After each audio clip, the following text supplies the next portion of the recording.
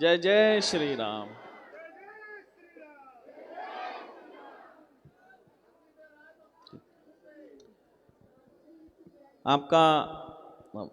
आपको बहुत बहुत साधुवाद मंत्री जी। मैं आपसे कुछ विषय पर खुलकर चर्चा करना चाहता हूं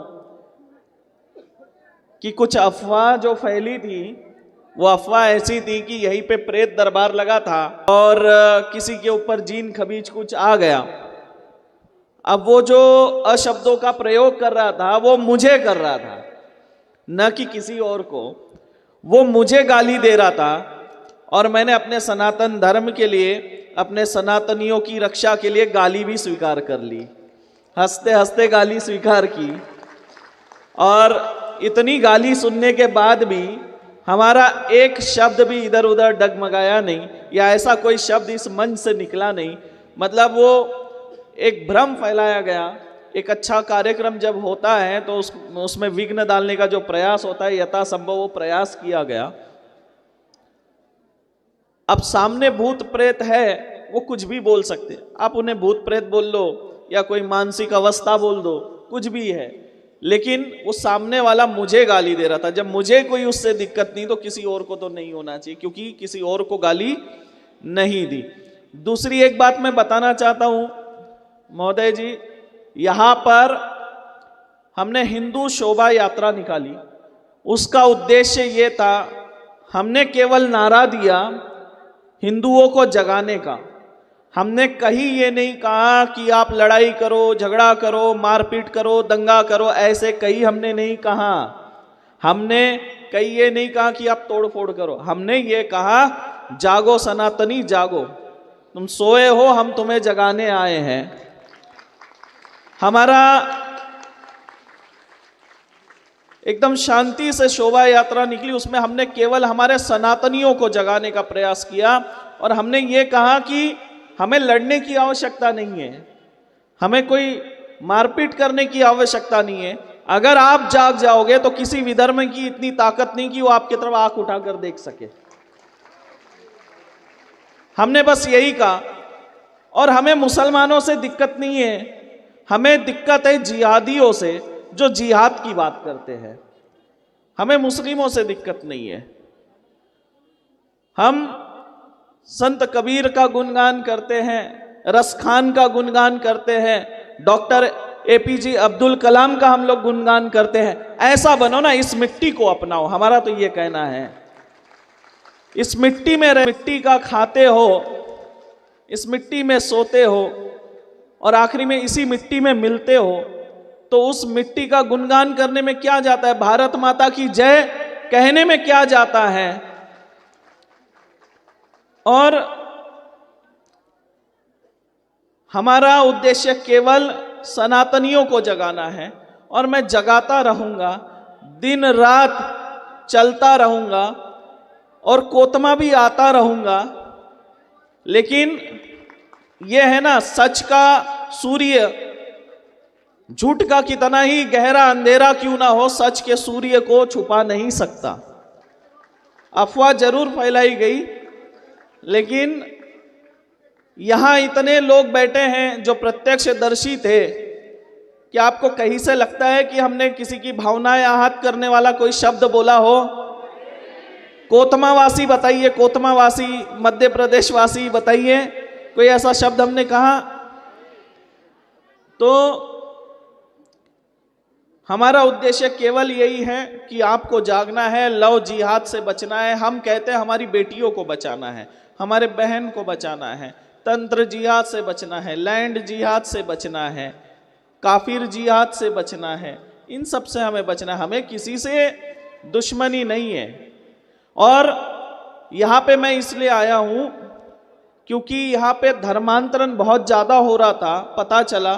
तो मैंने कहा निक्की ठीक है, मैं आऊँगा, धर्मांतरण की बात है, मैं आऊँगा। और हमें ईसाइयों से भी तकलीफ नहीं। मैं अभी भी कहता हूँ, अगर ईसाई धर्म परिवर्तन करना छोड़ दे, हम गले से लगा लेंगे उनको। क्योंकि अगर हम आपको अगर भाई बोल रहे हैं तो आपका भी दायित्व बनता है ना कि भाई का फर्ज निभाना। आप एक तरफ हमें भाई बोल रहे हो और पीछे से हमारी जड़ों को खोखला किए जा रहे हो, तो ऐसा कैसा भाई? आप धर्मांतरण बंद कर दो, हम गले लगाने के लिए तैयार है। एक तरफ आप धर्मांतरण कर रहे हो, दूसरे तरफ बोलते हो हमें भाई बोलो, तो ऐसा कैसे होगा? उनसे भी हमें कोई आपत्ति नहीं है, आप अपना चलाइए, जो भी पंथ संप्रदाय चला रहे चलाइए, कोई दिक्कत नहीं है। भारत में हर किसी को आजादी है, स्वतंत्रता है, लेकिन इस तरह ना करें। सनातन धर्म किसी को बोलता है कि आओ आप सनातन धर्म अपनाओ, नहीं कहता, लेकिन सनातन धर्म की ऐसी महिमा है कि इसमें जो आता है वो रम जाता है, बोलने की आवश्यकता नहीं है। और मैं ये भी बताना चाहता हूं महोदय जी, हमारे धाम में कई मुस्लिम युवक आते हैं, कई मुस्लिम परिवार इलाज लेने आते हैं और हम उनका इलाज भी करते हैं। अगर हमारे मन में उनके प्रति भेदभाव होता तो हम उनका इलाज क्यों करते? नहीं करते। यहां भी एक मुस्लिम परिवार होगा, बेटा खड़ा हो जा, कहां है वो? देखिए कहां से है? बिहार से। आ जा इधर, आ जा बेटा, 2 मिनट।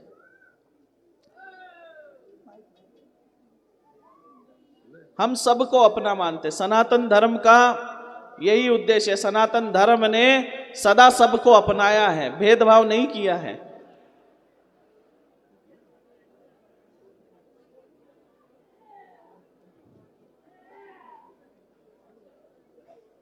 आ जा बेटा इधर, हाँ वहां खड़े हो जाओ। देखिए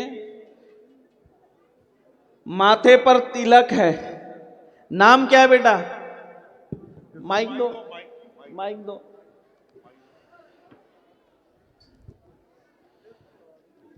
मोहिम खान है मेरा नाम, बिहार से, मधेपुरा डिस्ट्रिक्ट, बिहारीगंज घर है मेरा। अच्छा, आप कितने साल से धाम से जुड़े हो? 2019 से जुड़े हुए। 2019 से। तो धाम में अन्य मुस्लिम लोगों को भी आपने कई बार देखा होगा इलाज के लिए? हाँ देखा हूँ। देखे। हाँ। तो आपके साथ कोई भेदभाव तो नहीं होता धाम में? हमारे साथ कोई भेदभाव नहीं कि भाई मुस्लिम है, ऐसा कोई भेदभाव धाम में, या धाम में आने वाले लोग करते हो, ऐसा कुछ है? नहीं नहीं नहीं, कोई ऐसा कुछ नहीं है। नहीं है? नहीं। अब देखिए मैं यही कहता हूं कि मुझे दिक्कत जिहादियों से, जो हमारी बेटियों की इज्जत लूटना चाहते हैं, हमारे बेटियों को काटना चाहते हैं, मुझे उससे तकलीफ है।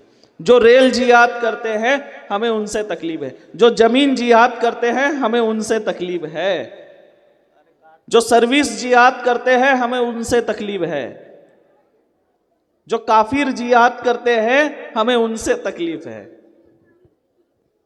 जो व्यापार जिहाद करते हैं हमें उनसे तकलीफ है।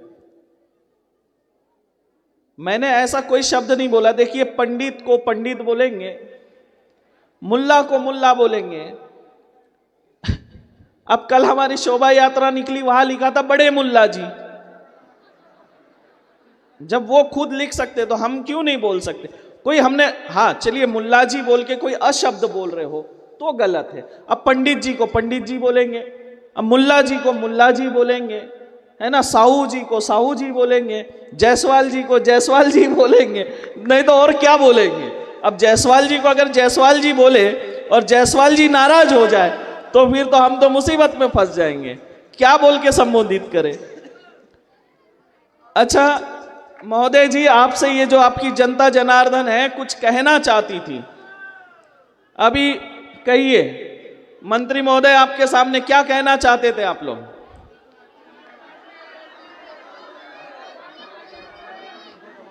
आवाज आनी चाहिए, क्या बोल रहे थे आप लोग?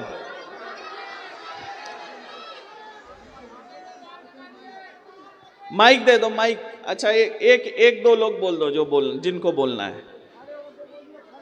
अच्छा वो बच्ची को दे दो, क्या बोलना चाह रहे? अच्छा इनको दे दीजिए, दे दो, एक दे दो, क्या बोलना चाह रहे हैं? हाँ दे दो, एक माइक दे दो। सबसे पहले आप सभी को जय श्री राम। जय श्री राम। मैं महाराज जी को काफी समय से देखते आई हूँ इंस्टाग्राम पे, और मुझे इनका देवी दरबार बहुत पसंद है, और मैं चाहती हूँ महाराज जी दोबारा आए, और 7 दिन नहीं 10 दिन के लिए आए। बोलो परम पूज्य गुरु जी महाराज की।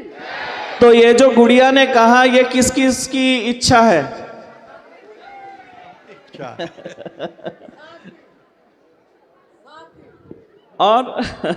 और एक बात मैं आपको बताना चाहूंगा, जब शोभा यात्रा निकली थी तो शोभा यात्रा के दौरान कुछ सनातनियों के शॉप खुले थे। मैंने उनसे आग्रह किया कि अगर आप सच्चे सनातनी हो, एक दिन नहीं कमाओगे तो क्या जाएगा, अपने अंदर के सनातनी को जगाओ, दुकान बंद करो और मेरे साथ शोभा यात्रा में सम्मिलित हो जाओ। जैसा ऐसा मैं चलता गया, वैसे वैसे दुकान के शेटर बंद होते गए और तुरंत वो लोग शोभा यात्रा में सम्मिलित होते गए। मतलब मात्र एक बार बोलने से सनातनी जाग गया यहाँ का। और कल एक बेटी की घर वापसी यहाँ पर हुई है, जो ईसाई धर्म में चली गई थी। प्रेत बाधा था, उनके दोनों बेटी को प्रेत बाधा था और प्रेत बाधा से आराम नहीं मिल रहा था, तो वो लोग चर्च में जाने लगे, देवी देवताओं को पूजना बंद कर दिया, ईसाई धर्म अपना लिया था, फिर भी वो ठीक नहीं हुए। तो कल यहाँ पर आए तो उनको मैंने घर वापसी कराई है और उनके बड़े बेटी के विवाह का जो खर्च होगा वो मैंने अपने कंधे पे लिया है। उसके अलावा कल मैं यहाँ शोभा यात्रा के दौरान, कौन सा मंदिर था, पंचायती मंदिर था, जब मैं दर्शन करने गया तो मुझे वहां की रेलिंग जो टूटी उटी दिखी, बड़ा मुझे दुख हुआ देखकर। मैं बोला देखिए, जो हमारे मंदिर है ये हमारे सांस्कृतिक धरोहर है। तो मैंने कहा सबसे पहले इस रेलिंग को सुधारो और 50,000 रुपए दान राशि मंदिर को दी गई, लेकिन ये मेरा नहीं है, ये मां मातंगी धाम का भगवती का धन भगवती को गया, मेरा 1 रुपया नहीं है, मैं माध्यम बन गया।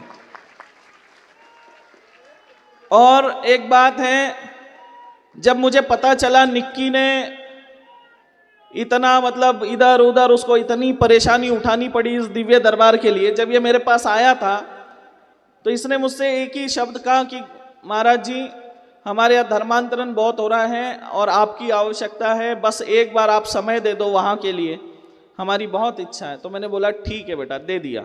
मैंने एक बार भी नहीं पूछा तुम्हारी क्या व्यवस्था है, कैसे व्यवस्था बनाओगे, पर हमने अंदर से सोचा था जहां इनका काम रुकेगा वहां हम मदद कर देंगे।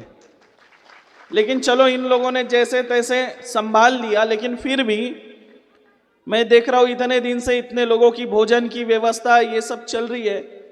तो मातंगी धाम की तरफ से इस सेवा में निक्की को हम 3 लाख रुपए मातंगी धाम की तरफ से दान दे रहे हैं, क्योंकि इतने लोगों की भोजन की व्यवस्था ये सब जो व्यवस्था कर रहा है, क्योंकि हम जानते हैं, क्योंकि हम इवेंट करते रहते लगातार, हमें पता है कि कितना खर्च होता है, हर इवेंट में खर्च होता है लगातार। और हमारा ऐसा है विधायक जी कि हम जहां जहां जाते दिव्य दरबार में, लोग हमसे पूछते हैं कि महाराज जी हम आपको बुलाना चाहते हैं, आपकी क्या दक्षिणा रहेगी। मैं सनातनी हूं, अपना जीवन मैंने सनातन धर्म को समर्पित किया है और आज का समय सनातन धर्म को देने का है, ना कि उससे लेने का। मैं निशुल्क आता हूं, यहां तक कि हमारे गाड़ी का डीजल का खर्चा तक हमारा, उसके अलावा हमारा प्रचार जो होता है उसमें कम से कम 5-7 लाख रुपए खर्च होता है, वो भी हम करते हैं। और हर दरबार में कम से कम 10 लाख रुपए की सामग्री वितरण की जाती है, वो भी हम करते हैं और निशुल्क करते हैं। ये मां की कृपा है। तो कल जो अफवाह फैली थी, वो अफवाह के बारे में आपको भी जानकारी देना बहुत जरूरी थी कि ऐसा कोई भी शब्द मेरे मुख से, इस मन से नहीं निकला कि जिससे किसी के मन को आहत हो, ऐसा कोई भी शब्द, किसी की भावनाएं आहत हो, ऐसा कोई भी शब्द मेरे मुख से नहीं निकला। अब जैसे मैंने कहा मुल्ला जी मैंने बोला, अब मुल्ला जी को मुल्ला जी नहीं बोलूंगा तो मैं क्या बोलूंगा। अब सनातनी अगर सुनना चाहते हो तो आ जाओ, वेलकम है, अपनाने के लिए तैयार है, आ जाओ सनातन धर्म में। अगर मुल्ला जी बोलने से तकलीफ है तो आ जाओ, सनातनी बोलेंगे, हिंदू बोलेंगे, आपको कोई दिक्कत नहीं है। बाकी हमारा उद्देश्य किसी की भावनाएं आहत करने का नहीं है, हम सबको जोड़ के रखना चाहते हैं, शांति प्रिय तरीके से हर दिव्य दरबार चलाते हैं। और हमारा इतिहास है कि आज तक हमारे किसी भी दिव्य दरबार में कोई भी अनुचित घटना नहीं घटी। बस ये जो पहली बार मेरे जीवन में हुआ, जो बूमर यहाँ फैला, ये मेरे जीवन का पहला अनुभव। रात भर मुझे नींद नहीं आई, इस बात से नींद नहीं आई, मैंने माँ से कहा माँ मैं धर्म का प्रचार कर रहा हूं, फिर ऐसा मेरे साथ क्यों हो रहा है। मैंने कहा माँ अगर 1% भी अगर मेरी गलती है तो मुझे दंड देना, अगर मैं सही हूं, सत्य मार्ग पर हूं तो सच उजागर कर देना कल सुबह तक।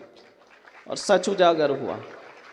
और जिन लोगों ने अफवाह फैलाई थी, जो पोस्ट डाली थी, उन लोगों ने अपनी पोस्ट भी डिलीट की और माफीनामा का पोस्ट भी किया, पर उनको भी हमने माफ किया क्योंकि वो हमारे अपने हैं।